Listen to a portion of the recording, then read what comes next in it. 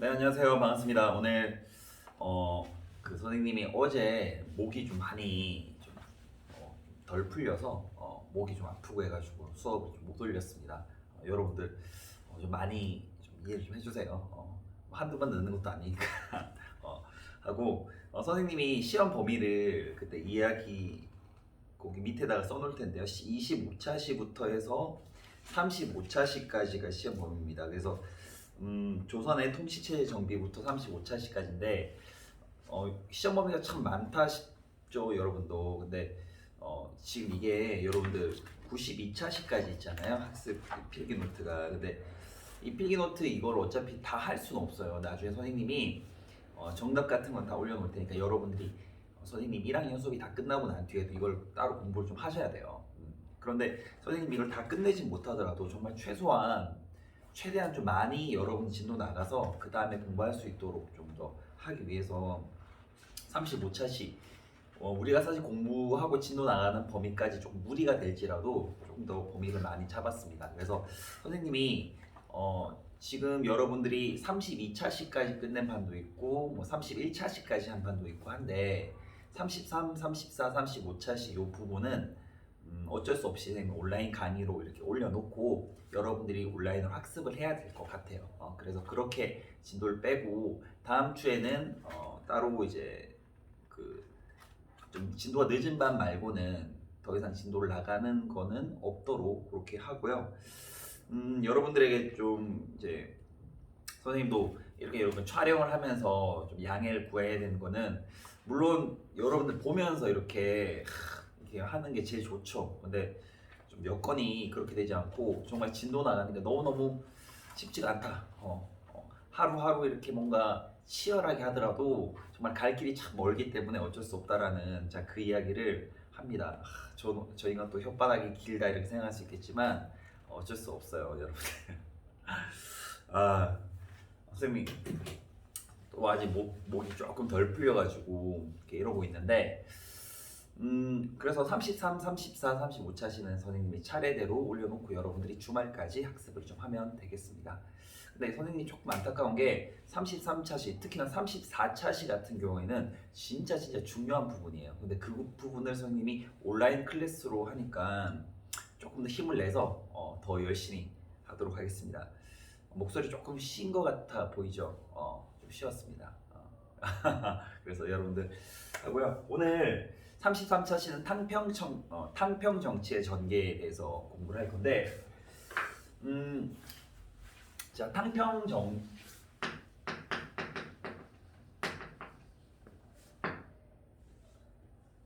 정치가 무엇인지 자 이것에서부터 한번 출발해 보도록 할게요.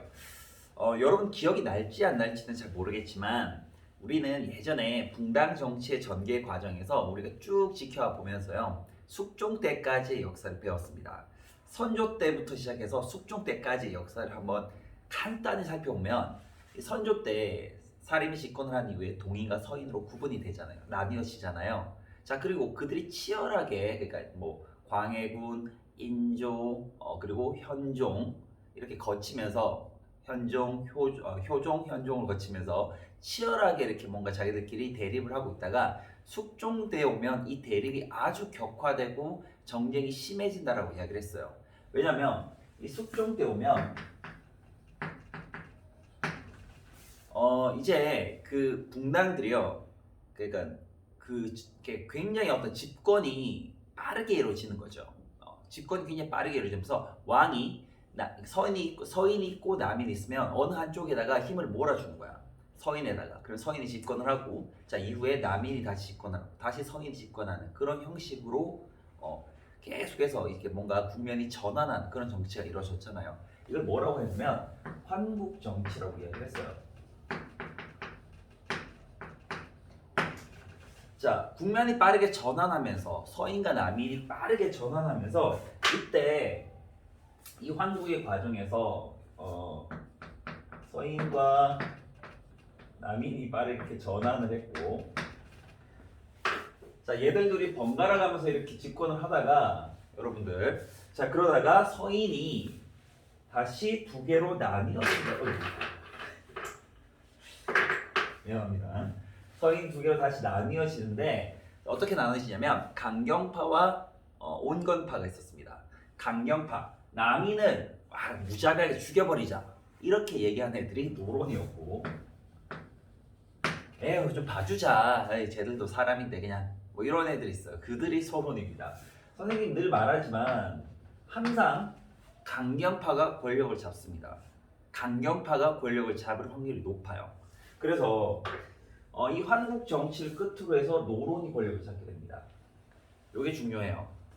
자, 여러분들 이 환국 정치 과정에서 숙종은 남인과 서인, 자, 이 중에서 자기에게 좀 말 잘 듣는 그런 분당에게 권력을 몰아주면서 자신의 권력을 강화시킬 수 있었습니다. 왜냐면 이제 이 분당들이 왕의 눈치를 잘 봐야 되잖아. 그런데 이 참 아이러니한 게도 이것을 자주 이 환국을 이루게 하면서 결국에는 이 남인이 완전히 몰락을 해버리고, 그리고 강경파였던 노론이 남게 되면서 이제 처음에는 왕권을 강화시키기 위해서 환국을 했지만 이것이 결과적으로 보면은 오히려 노론의 일당 전제화가 만들어지면서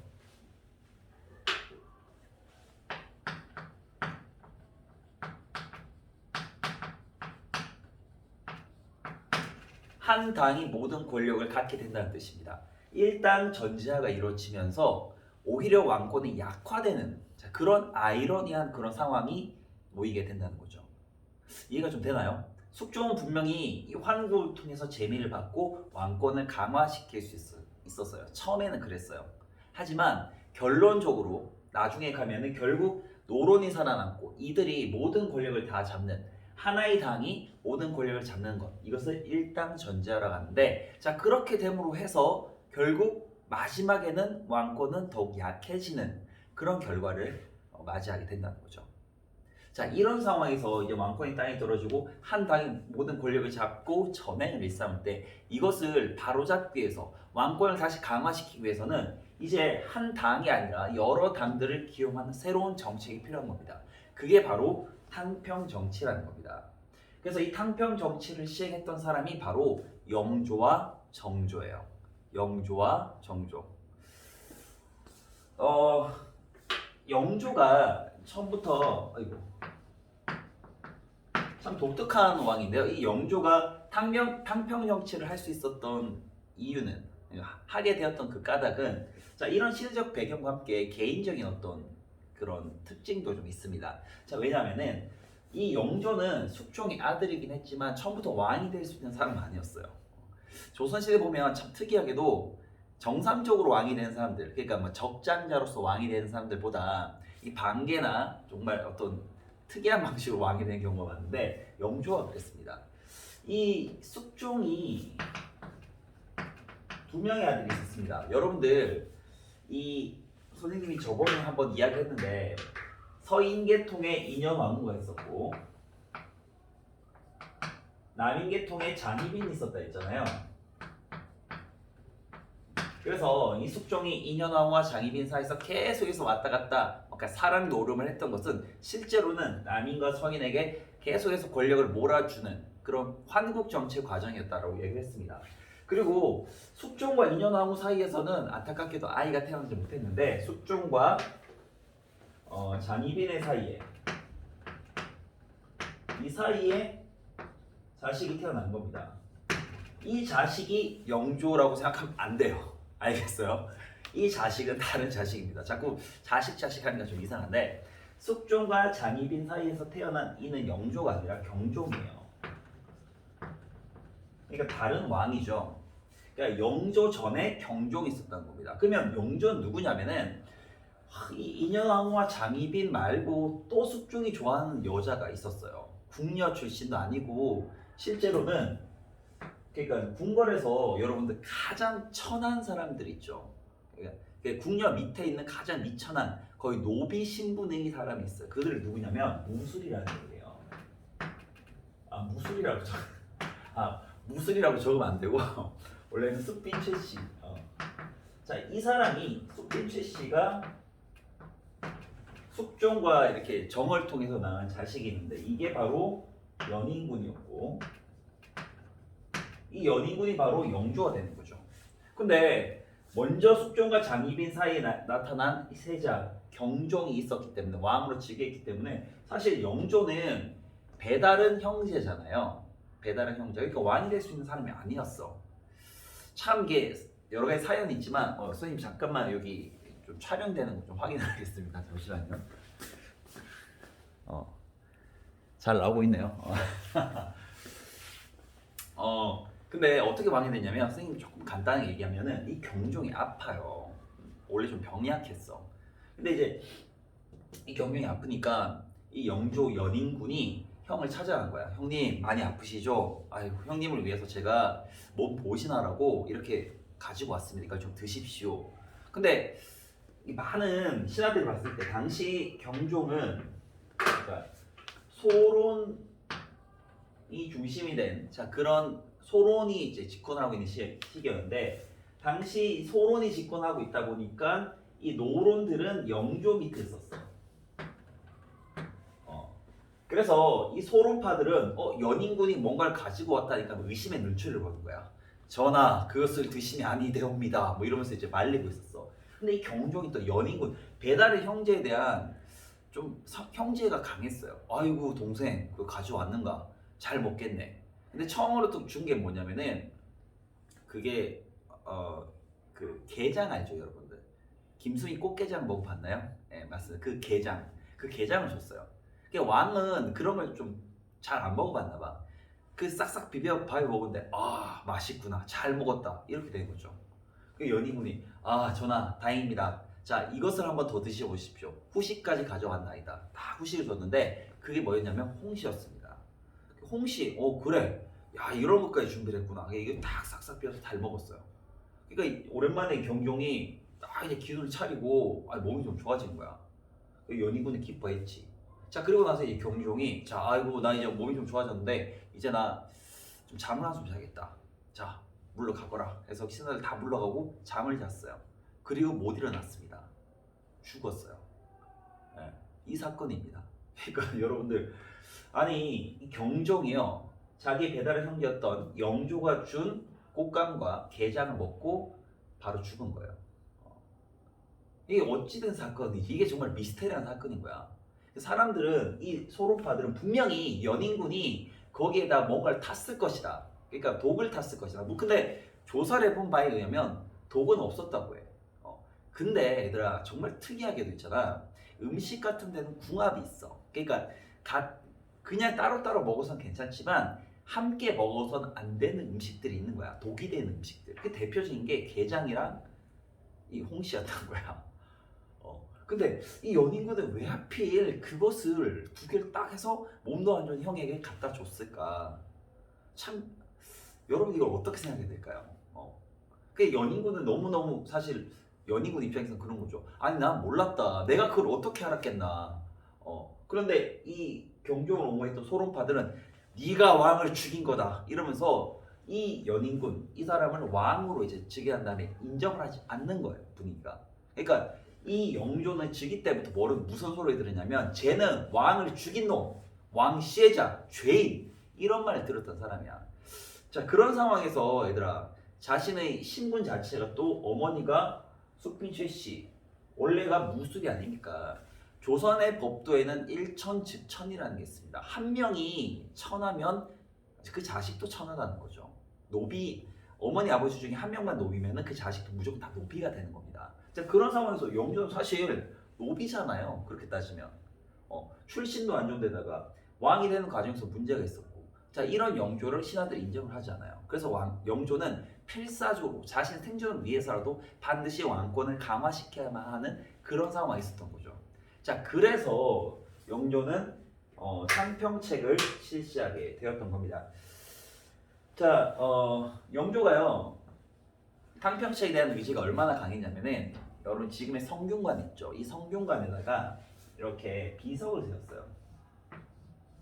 비석을 딱 세웠는데 이게 바로 뭐냐면 탕평비라는 거야. 이제 공평한 인사를 통해서 탕평책을 실시하겠다는 것을 비석에 세워서 그것을 많은 사람들이 보여줄 만큼 이 탕평책에 대한 그런 의지를 가지고 실시를 했던 사람이 바로 영조였다는 겁니다. 자, 영조의 탕평책이 어떻게 이루어졌는지를 한번 살펴볼게요.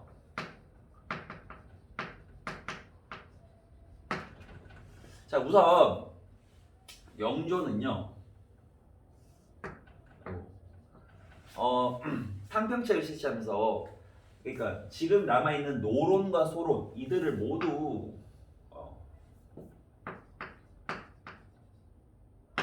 기용했는데 이들 중에서 어떤 이들을 많이 챙겼냐면은 이 노론 소론 중에서 여러분 보면 이런 사람들 있잖아요. 이렇게 돼 있고 이렇게 돼 있다면은 좀 뭔가 강경한 사람도 있을 거고 노론이고 소론이지만 뭔가 중첩되는 사람들 있죠. 이들. 그러니까 좀 원만한 사람들 있잖아. 노론 소론이지만 서로 뭔가 그들을 이해할 수 있는 우리 여러분 벤 다이어그램 여기 보면 교집합을 할 수 있는 사람들 있죠. 그런 사람들입니다. 그러니까 노론 소론의 온건파를 할 수 있는 이들을 온건파를 많이 등용을 해요. 그래서 이 온건파들을 다른 의미로 뭐라고 했냐면은 얘들을 탕평파라고도 불렀어요. 탕평파라는 이런 이들을 기용을 해서 조금 더 이제 온건한 그들, 그러니까 유화적인 그들을 이용해서 탕평 정치를 실시했고, 자 우선 그리고 또 붕당이 계속 될 수 있었던 붕당의 기반 이것을 없앱니다. 첫 번째 뭐냐면은 붕당 정치가 계속됐던 가장 중요한 기반 중에 하나가 바로 뭐냐? 바로 이겁니다. 서원입니다. 선생님 요거 좀 파란색인데 글씨가 잘 써지나 한번 볼게요. 잘 쓰여지네요.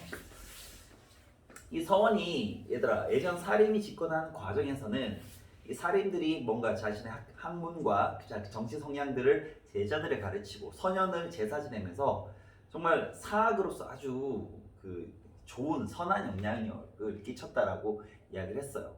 자 그런데 이 서원이 이제 점차 이제 시간이 지나면서 너무나 많이 세워지고 그리고 이 붕당의 동인과 서인, 노론과 소론 이들은 각기 자기들이 거느린 서원을 가지고 그들의 어떤 학맥인 합통만을 가지고 폐쇄적인 어떤 정치 집단을 만들어가기 시작하는 거야.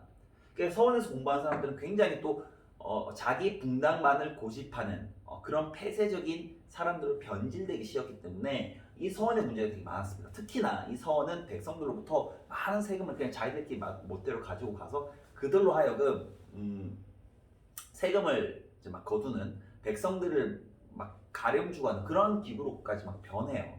자 그래서 이 서원을 많이 정리를 합니다.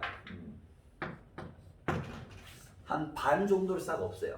반 정도. 자 그리고 또 뭐냐면 이 붕당에서 얘들아 뒤에서 이 붕당을 조정하면서 대립화시키는 어떤 인물들이 있었어요. 그러니까 그들은 웃긴 게 관직을 가지지 않으면서도 관직을 가지고 있지 않으면서도 자신의 어떤 학문적 권위를 이용해서 뒤에서 막후해서 이 붕당 간의 대립을 부추기고 조장하면서 권력을 막 사유하는 그래서 왕과 거의 대결을 하는 그런 이들이 있었어요. 그들을 뭐라고 했냐면 살림이라고 했어요. 그래서 살림이 아예 정치에 관여하지 못하도록 그렇게 딱 막은 것도 바로 영조였습니다. 자 그런 과정에서 또 붕당이 붕당 정책이 심화될 수밖에 없었던 이유는 중요한 관직을 누가 가지느냐의 문제였거든. 당시 노론과 소론이 굉장히 많이 싸웠던 이유도 바로 이 관직을 누가 갖느냐의 싸움이었어요. 바로 이조전략입니다. 여러분 한번 이조전략에 대해서 이야기를 했을 텐데 이호, 예병, 형, 공이라고 하는 6조 가운데 첫 번째 으뜸이 이조잖아요. 관리의 인사를 담당하는 게 이조인데 여기서 가장 실무를 맡아서 하는 게 바로 이조전략입니다. 근데 이조전략에서 제일 중요한 게 뭐냐면은 이조전략의 힘은 바로 3사 관리의 추천이야. 3사라는 게 뭡니까?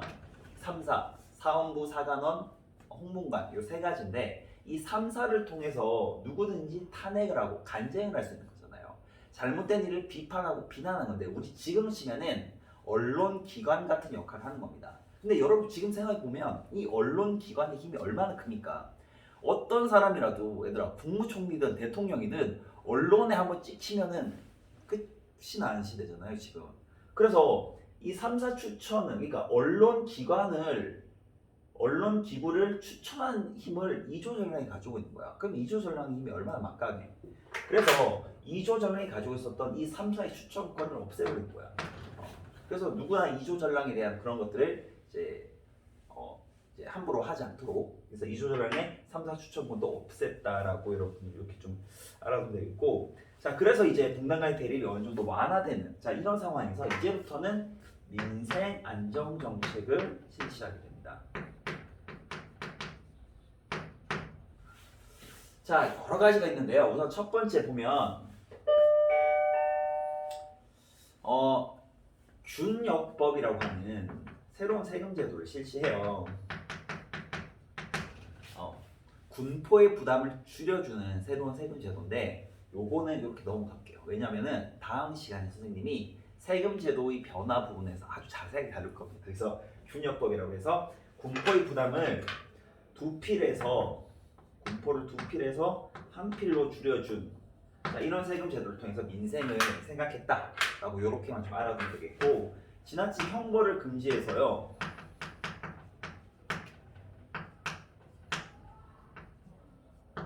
그래서 그 죄인에 대해 3심제, 사형을 당하는 죄수가 있으면 3번 재판을 받을 수 있도록 그렇게 하거나, 그리고 예전에 보면 고문 같은 게 굉장히 심하고 너무나 이제 고통스러운 고문들이 많았거든. 낙인 찍기 빨갛게 달군 그 인두로 가지고 이마에나 이렇게 노비에다가 이렇게 새겨버릴 거야. 평생에 얘들아 그 노비 노자가 새겨진 그런 사람들이 많았거든. 그런 형벌 개혁 그런 것들 못하게 하고 압슬령내고에서 이 무거운 돌을 다리에 얹어가지고 다리를 완전히 분질러 버리는 그런 형벌도 있었어. 그런 것들도 못하게 하는 거지.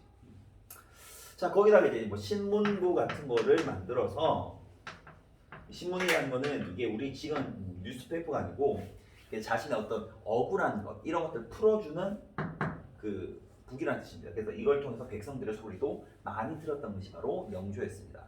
자 그래서 이 영조 때 가면은 이 민생 안정 정책을 하고 탕평책을 통해서 왕권도 어느 정도 강화됐고, 자 그래서 이제 꽤 좀 안정된 그런 국정을 운영할 수 있었는데, 자 거기 보면 문물 제도 정비 있죠. 속대전, 동국 문헌비고 요거 줄 좀 쳐놓고, 속대전은 경국대전 이후에 새롭게 보완된 여러 가지 조항들을 담은 그런 이제 큰 법전이고요. 동국 문헌비고는 우리 오늘날로 치면 백과사전과 같은 그런 책이었습니다.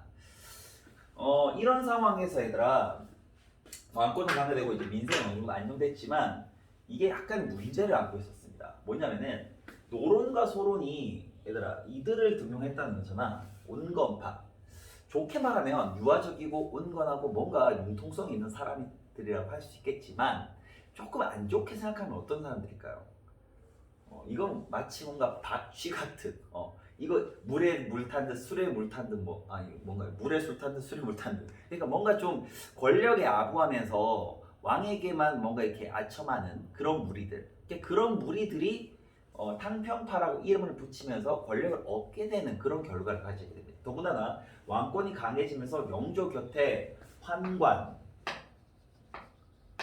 그리고 외척 이런 무리들이 등장을 하면서 이 환관과 외척의 힘이 커지기 시작해요.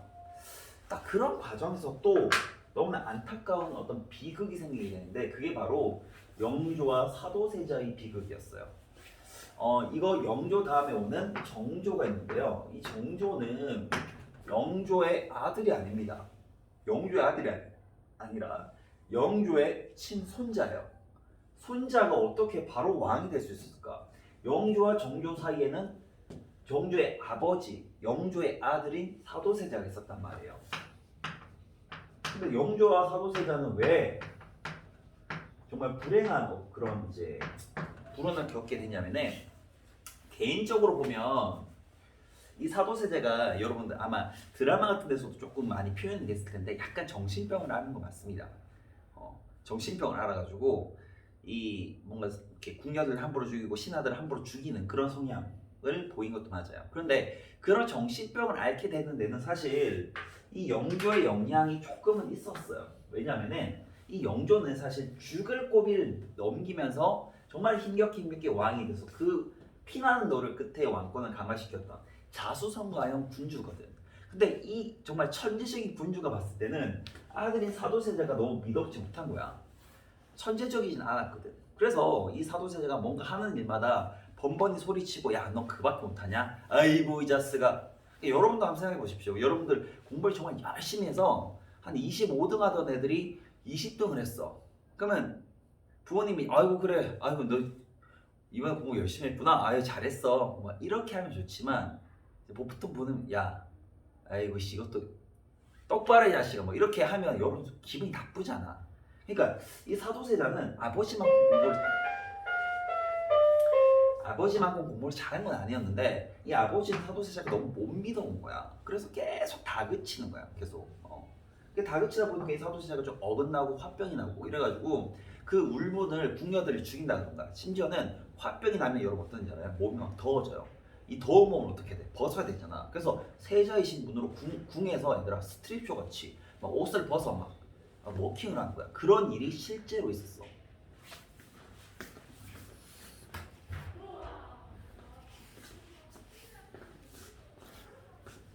옆으로 조금만 옮길게요. 여러분들 믿기지 않겠지만 실제로 그런 기록이 있습니다. 옷을 벗고 스트립쇼를 했다라는 그런 기록이 실록이 남아 있어요. 자, 그런데 그런 상황에서 또 이제 이런 노론소론의 대립이 있었는데 이 영조가 탕평책을 했지만 여러분 생각해 보십시오. 똑같이 어떤 권력을 배분한다는 건 사실상 불가능하고 탕평책을 하는 와중에서도 누가 조금은 더 권력을 갖게 되냐면 바로 이게 노론인 거예요. 원래부터가 이 연인군 영조는 노론의 지지를 받아서 왕이 된 사람이거든.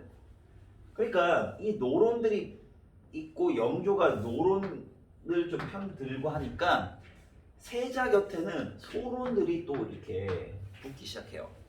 그래서 이게 또 이렇게 정치적인 대립으로까지 이어지지. 자, 그런 과정에서 영조가 결국 사도세자의 모든 비행을 고변을 통해서 알게 됩니다. 궁녀를 죽이고 뭐 궁궐 밖을 나가고 함부로 민가에 침입해서 뭐 누굴 죽이고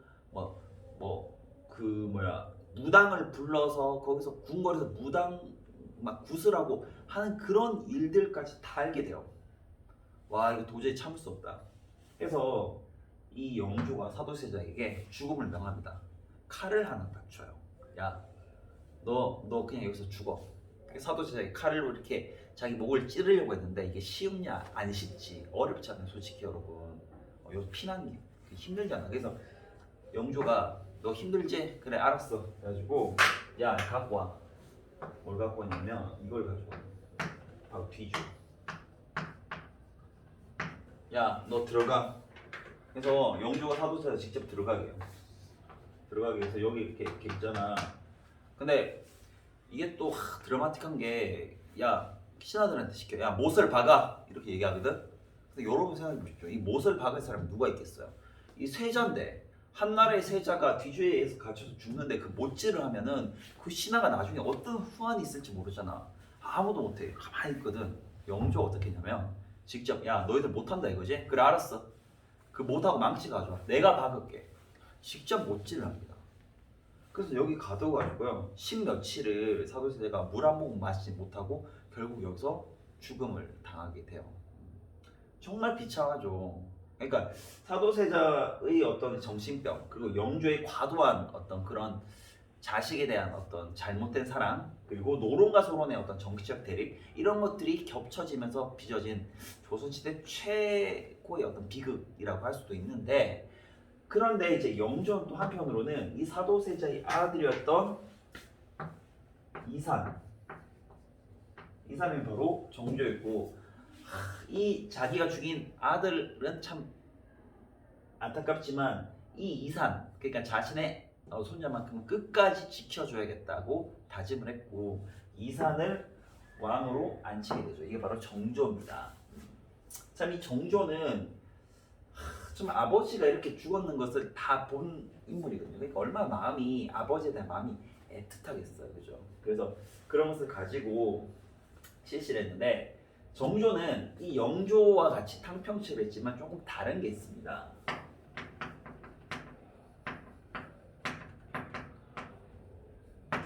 자, 뭐냐면은 영조 같은 경우에 노론소론의 온건파잖아요, 그죠? 근데 정조는 이런 식이에요. 노론과 소론을 같이 기용을 하는데 이게 어떤 식으로 다르냐면 이 중간 애들을 기용하는 게 아니라 얘들이에요, 얘들. 좀 강경하긴 하지만 자기 소신 있는 사람들 있죠. 그들을 좋아했어요. 그래서 이런 애들을 이제 기용을 했다라고 여러분들 좀 알아두면 되겠고. 자, 그 다음에 영조 때 등장했던 이 외척과 환관 세력 있죠. 자, 이들을 싹 제거합니다. 그래서 외척, 환관 이들을 제거를 하고, 자, 그러면서 이제 자신의 친위 세력을 양성하게 돼요.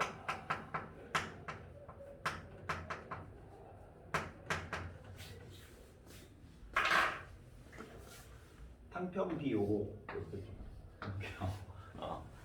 자, 친위 세력을 양성하게 되는데 이 친위 세력을 양성하면서 무엇을 만드냐면 규장각이라고 하는 것을 설치합니다. 이 규장각은 원래 있었던 왕실의 도서관 역할을 했던 거예요. 근데 이 규장각을 이제 왕실의 도서관을 이제 정규적으로 좀 크게 만들면서 이곳에 정조의 그 어떤 따르는 어떤 젊은 신진 인사들 있죠. 이들을 규장각 검소관으로 임명을 하면서 그들로 하여금 이제 자신의 친인 세력을 만들기 시작합니다. 근데 그렇게 모아놓은 이 자신의 친인 세력들이 자신에 딱 맞는 어떤 정치 성향을 가진 사람들이 됐으면 좋겠어. 정조도 정말 천재형의 군주였거든. 그래서 그러니까 자신이 뽑은 이 규장각의 인사들을 자신이 직접 교육을 시켜요. 정말 특이하죠. 본인이 스승이 되어서 왕이 스승이 되어서 이 규장각에 있었던 신진 인사들을 새롭게 교육을 시키는 거야. 이게 뭐냐면은 초계 문신제도라고 해요.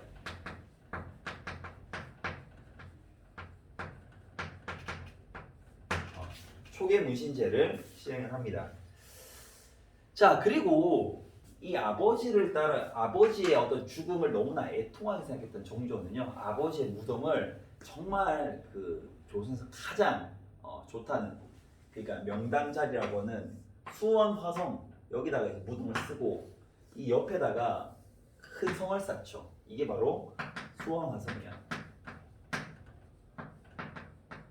이 수원 화성을 지키기 위해서 자신의 어떤 친위 군을 만듭니다. 왜냐하면 당시에 군대조차도 노론 일파가 어느 정도 장악을 하고 있었거든. 그래서 그 군대를 잘 믿지 못했던 이제 정조는 자신의 친위군이었던 장용령이라고 하는 그런 군대를 양성하게 합니다. 이런 식으로 친위 세력을 만들었죠. 자, 그러면서 여기 자신의 친위 어떤 세력들과 어떤 친위 도시라고 할 수 있는 자신의 어떤 정치적 근거지를 새롭게 건설하는데 그게 바로 수원 화성, 지금도 남아있는 아주 아름다운 그런 성의 모습이 지금도 남아있는데 그런 것들이 지금까지 있다는 거죠. 자, 그런 과정에서 이제 사회개혁 정책까지도 실시를 합니다. 사회개혁 정책 가장 대표적으로는 당시에 그러니까 도성 주변에서 여러분들 이렇게 있으면은 이렇게 사대문이 있잖아. 여기가 숭례문이거든, 남문이.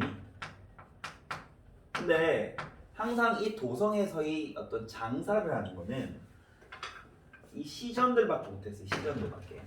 만약 어떤 사람들 숭례문 안에 나와서 이 안에서 장사를 하려고 하면은 이 시전 상인들이 금 난전권이라는 걸 휘두르면서 그들을 방해하고 물건을 빼앗고 마치 관원들처럼 이렇게 단속을 할 수 있는 권리가 있었어.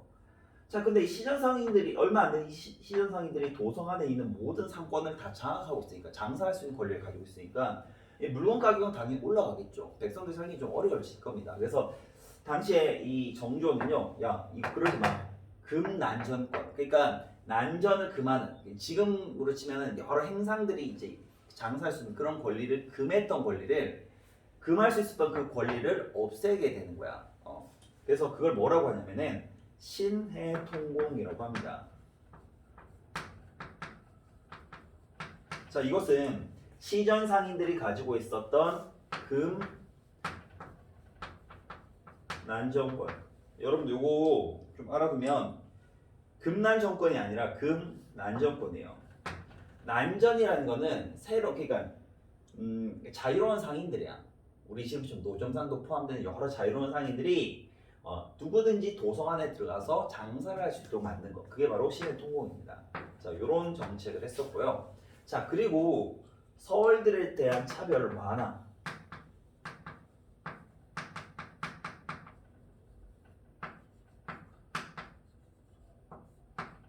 서울들이 누구냐면 이 서울들은 이제 아버지는 양반이고 어머니는 평민 또는 이제 뭐 노비인 자 그런 출신의 두 번째 부인 소생의 아들들을 서울이라고 합니다.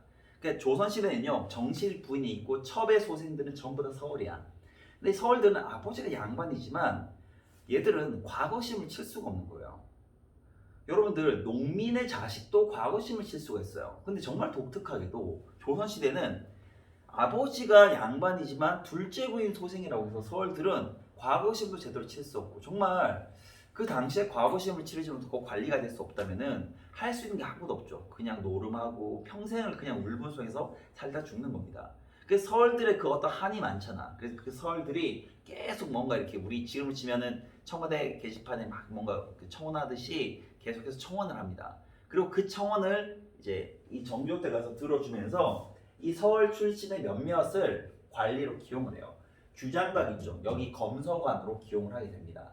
물론 완전한 차별이 다 사라진 것은 아니지만 이것 자체도 조선시대로 봤을 때는 굉장히 획기적인 사건이었죠. 자, 그리고 밑에 보면은 공노비 해방 이런 것도 있었고요. 공노비를 해방했고 해방하려는 절차를 해서 나중에 진짜 해방한 건 순조 때긴 한데 1801년도에 해방이 됩니다. 요때 정조가 완전 다 해방한 건 아니지만 순조 때 가서 이 준비해 놓은 공노비 해방을 바로 실시를 하게 되죠. 자, 그리고 문물제도 정비 보면 대전통편이라고 있죠. 이건 뭐냐면 영조 때 만들어진 속대전 그리고 원래 있었던 경국대전 이걸 합쳐서 커다란 하나의 어떤 법전을 만든 겁니다. 이게 바로 대전통편이라고 하는 거죠. 자, 지금까지 이제 영조와 정조의 탕평책에 대해서 우리가 공부를 쭉 했는데 자, 이 영조의 탕평책은 예전 숙주님 한국정치 이후로 노론의 일당 전제가 심해지면서 자, 그래서 이 왕권이 땅에 떨어진 이것을 뭔가 좀 바로 세우기 위해서 그렇게 실시했다라고 이야기를 했었습니다. 자, 그런데 영조와 정조의 이 탕평책이라는 것은 완전한 어떤 붕당의 완전한 어떤 그 뿌리를 뽑는 것은 아니었어요. 이들이 했던 것은 이 붕당이라는 것 그 자체는 남겨두고 영조는 그 중에서 유화적인 이들을 기용을 했던 것이고 정조는 이 중간을 빼고 좀 강경하지만 이 둘을 다 이제 차례대로 기용을 하면서 그렇게 탕평책을 실시했던 거지. 근데 여러분들 이런 탕평책이 가능할 수 있었던 것은 실제 영조와 정조처럼 참 똑똑하고 정치력도 있고 지금으로 치면 말빨도 서는 그런 왕들이었기 때문에 가능한 거야. 그러니까 두 세력이 서로 싸우는 두 세력을 원만하게 중재해서 탕평책을 실시한다는 것은 정말로 힘든 일입니다. 그런 것들은 영조와 정조같이 정말 뛰어난 왕이 나왔을 때는 충분히 가능하지만 이런 왕들이 계속 나올 수 있는 것은 아니잖아요. 그렇죠? 자, 그러다 보니까 이제 어떤 일이 벌어지냐면 정조가 죽고 난 뒤에는 그냥 그저 그런 평범한 왕들이 등장하게 됐고 정조 이후에 이렇게 탕평책을 실시해서 아주 강성해진 이 왕권이 강력해진 왕권이 이제 왕이 제대로 된 어떤 중재력을 발휘하지 못함으로 인해서 왕 근처에 있는 이들이 권력을 다 사유하고 가지게 되는 그런 결과를 갖게 됩니다.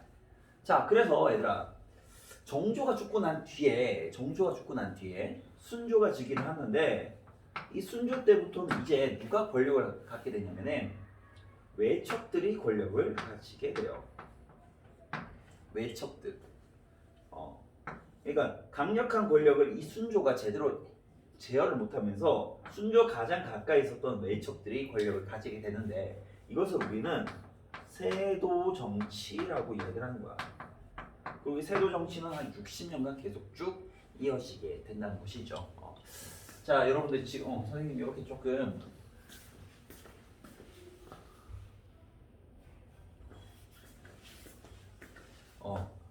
여러분들 요 이렇게 선생님 나와 있을 때 필기할 거 있으면 필기를 좀 하고 알겠죠? 그렇게 좀 진행하겠습니다. 오늘 여기까지 하고 선생님이 지금 오전에 찍은 건데요. 오후에 들어서 정말 중요한 수치 제도의 변화 부분을 또 강의에서 올리도록 하겠습니다. 고생 많았습니다. 여기까지 할게요.